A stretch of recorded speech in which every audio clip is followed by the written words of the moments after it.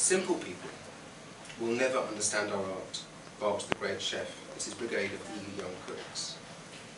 No one noticed Lorenzo, who had snuck in at the back while he was supposed to be peeling garlic and seeding chilies.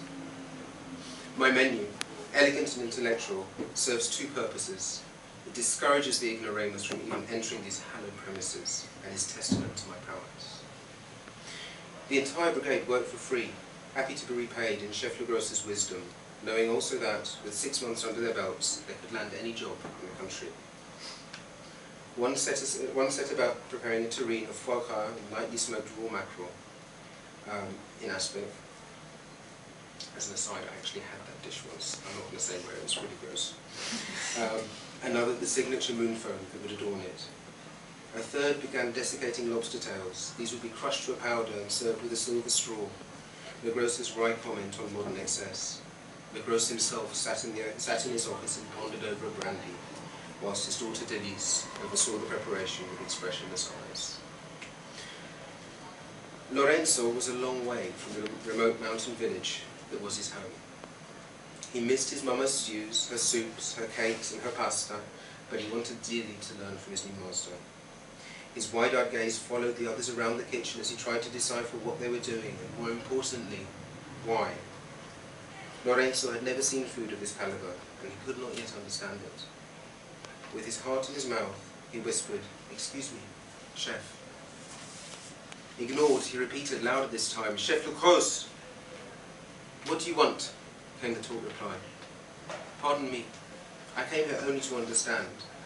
Why would your esteemed clientele want to inhale a lobster?" Legros turned as red as the lobster itself. "Filthy wop! How dare you question me or the taste of your betters who can appreciate my artistry? You are barely a fetus. Get out. I don't want to see your face again." Lorenzo went home and slumped behind drawn curtains for 3 days as he contemplated the early end of his career. He was startled by a knock on his door. There stood Denise, looking beautiful, even in the dim light of the corridor. She was holding a small box. "A gift from my father," she said, with a look of apology in her eyes. Lorenzo untied the golden ribbon to reveal a head of garlic and 2 shriveled, dried old chilies. A card bore 2 words, "Your future." Denise silently started to weep. Lorenzo gently ushered her in. He dried her face, and he set a pot of water, salty as her tears, on the hob. He boiled some spaghetti and drained them, and dressed them with the spiteful garlic and the chili, a little oil, and nothing else. They ate the aglio olio together without speaking. Denise started to cry again as she ate. She had never encountered food so delicious, food that nourished body and soul rather than mind and ego, food made with love more than with technique. She leaned across the table, and her lips, glossy with oil and tingling with chili, she kissed Lorenzo in silence.